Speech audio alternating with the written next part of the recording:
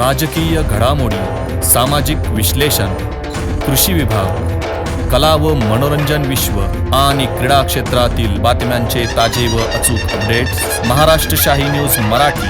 बातमी मागची बातमी, शोध सत्याचा. आत्ताची सर्वात मोठी खळबळजनक बातमी समोर येते आहे. टोमॅटो पिकाच्या बोगस बियाणांत शेतकऱ्याची फसवणूक झाली आहे. यामध्ये शेतकऱ्याचे लाखो रुपयांचे नुकसान झाले आहे. संगमनेर तालुक्यातील पठार भागातील पिंपळगाव देपा येथील मळगंगा हायटेक नर्सरी व्यावसायिकाची बायर सेमिनस कंपनीच्या आरेमान टोमॅटो बियाणांत मोठी फसवणूक झाली आहे. यामध्ये शेतकऱ्याचे लाखो रुपयाचे नुकसान झाल्याचा खळबळजनक गंभीर प्रकार समोर आला आहे. शेतकरी बाबासाहेब गांजवे हे शेतीला जोडधंदा म्हणून मळगंगा हायटेक नर्सरी गेली 10 वर्षापासून हा व्यवसाय चालवतात. अत्याधुनिक मशिनरींचा वापर करत शेतकरी वर्गाच्या बुकिंगनुसार रोपांचे उत्पन्न घेतात. गांजवे यांनी शेतकऱ्याच्या मागणीनुसार बायर सेमिनस कंपनीचे आरेमान टोमॅटो बियाणांची जवळपास 82,000 रुपयांची 50 पाकिटे घेतली. त्यावर कोकोपेट व स्ट्रे प्रक्रिया करत मजुरांच्या माध्यमातून बियांची लागवड केली. परंतु 10 ते 12 दिवस उलटूनही सदर बियाणे उतरले नसल्याने गांजवे यांची साधारण 2 लाख रुपयांचे नुकसान झाल्याने ते हवालदिल झाले.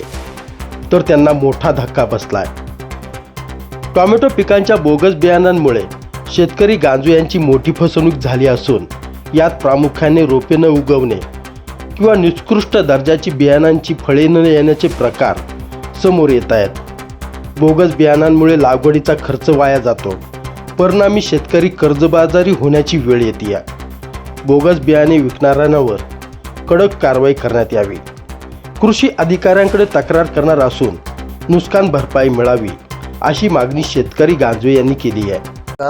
माझं नाव बाबासाहेब लहानभाऊ गांजवे, पिंपळगाव देपा, तालुका संगमनेर, जिल्हा अहिल्यानगर.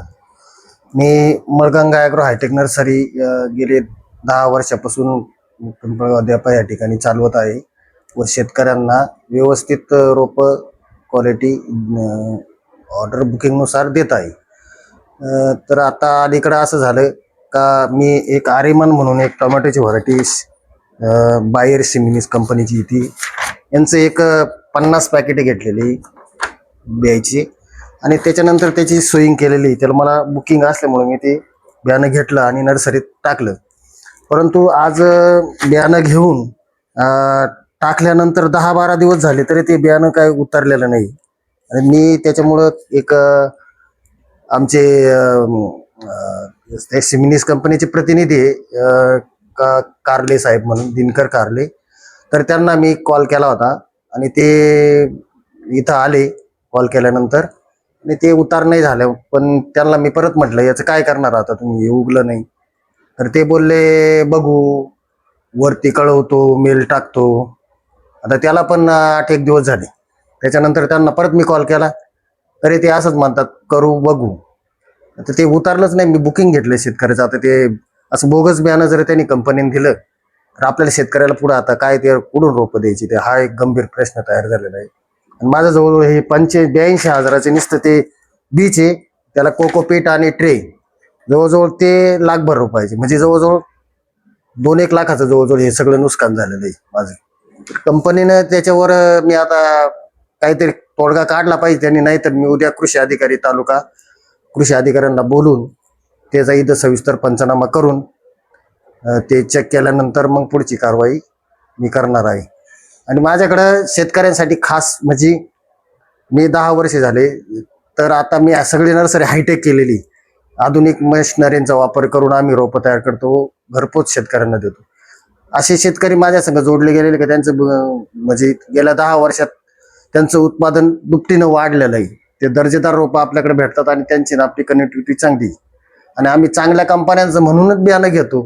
पण अशा चांगल्याच कंपन्या जर आता बोगस काम करत असेल तर याच्यावर कृषी विभागाने आणि शासकीय नियमाप्रमाणे यांच्यावर काहीतरी कंट्रोल ठेवला पाहिजे. कारण असे बोगस जर बियाणे जर त्यांनी आम्हाला दिले तर आम्हाला शेतकऱ्यांना कुठल्या प्रकारे आम्ही ते रोपं त्यांना चांगल्या दर्जाचे देऊ शकत नाही. याच्यावर एक सविस्तर शासनाने काम करावं असं मला वाटतं. आता हे संबंधित जी कंपनी आहे यांच्या अधिकाऱ्यांबरोबर तुमची काही चर्चा चालू आहे का? काही बोललं का तुम्ही त्यांच्याबरोबर? चर्चा असंच चर्चाच फोनवर उचलतात आणि उडाउडीचे उत्तर देतात नुसते. बघू, होईल, चेक करू. पुढं तर काही ते चेकिंग करायला आमच्याकडून नेलेलं नाही. तरी माझ्याकडे एक सॅम्पल मी पॅकेट ठेवलेलं आहे त्याचं, जेणेकरून उद्या आपल्याला पुढं त्याचे चेकिंगला जर पुढे पाठवायचं म्हटलं कृषी अधिकारी, तर आपल्याकडे त्याची बियाण्याची सॅम्पल मी ठेवलेलं आहे, जे सुईंग केलेले ते मग कसं उतरतं का नाही बघू त्याच्यावरती. आता आमचं तर इथं उतरलेलं नाही. मी ऑदर दुसऱ्या कंपन्यांचं म्हणजे सिजंटाचं मटेरियल टाकलेलं आहे टोमॅटो, त्यांचं एकदम टॉप उतार आहे, याची हे उतरलंच नाही. ते याला काय कारण असेल हे कंपनीलाच माहिती, पण अशा चुकीच्या कामं झाल्यामुळं आम्हाला पण पुढे शेतकऱ्यांना दर्जेदार रोप भविष्यात देता येणार नाही असं वाटायला लागले. याच्यावर कारण कोणत्या रोपांचं तुम्ही उत्पादन करताय? मी कोबी, टोमॅटो, फ्लावर, झेंडू, व्हेजिटेबल मध्ये भाजीपाल्याचे टोटल रोप आपल्याकडे भेटतात, फुलांचे रोप भेटतात आणि असा माझा व्यवसाय आहे चालू. आता कृषी अधिकाऱ्यांकडे तुम्ही तक्रार करणार आहात? हो, मी आता काय मागणी काय असणार तुमची? मागणी हेच राहणार का, ह्या कंपनीने आम्हाला जे बियाणं दिलेलं आहे तर ह्या बियाण्याची ते निष्कृष्ट दर्जाचं आहे. म्हणजे आम्ही तर डायरेक्ट म्हणतो ते बोगसच आहे, कारण ते त्याचं जर जर्मिनेशन होत नाही, ते उतरतच नाही, ते त्याचा काय उपयोग? साधारण किती रुपयाची नुकसान झाली म्हटलं? साधारण माझे आता ह्या निस्त्या यांचे जो 2-2.5 लाख रुपयाचं नुकसान झालं, सगळं मजुरी, ट्रेक, कोकोपीट, बियाणं धरून सगळं. गेली 40 वर्षांपासून ग्राहकांच्या सेवेत असलेले विजय ग्रुपचे pure veg Jammu Kashmir Chaudhary dhaba and family restaurant गौरव चवीचा स्वाद महाराष्ट्राचा आमची वैशिष्ट्ये निसर्गाच्या सानिध्यात शुद्ध शाकाहारी जेवणाची उत्तम सोय, सर्वोत्कृष्ट स्वच्छता, जल सर्व्हिस, सुसज्ज किचन हॉल, फॅमिलीसाठी स्वतंत्र बसण्याची व्यवस्था, पार्टी हॉल, बर्थडे हॉल, महिला पुरुषांसाठी स्वतंत्र स्वच्छतागृह, प्रवासी ड्रायव्हरसाठी स्नानगृह, वाहनांसाठी सुसज्ज पार्किंग व्यवस्था. आमच्या शाखा मोशी, मनसर, कळंब, बोटा, माळवाडी. आमचा पत्ता पुणे नाशिक राष्ट्रीय महामार्गावरील माळवाडी बोटा, तालुका संगमनेर, जिल्हा अहिल्यानगर.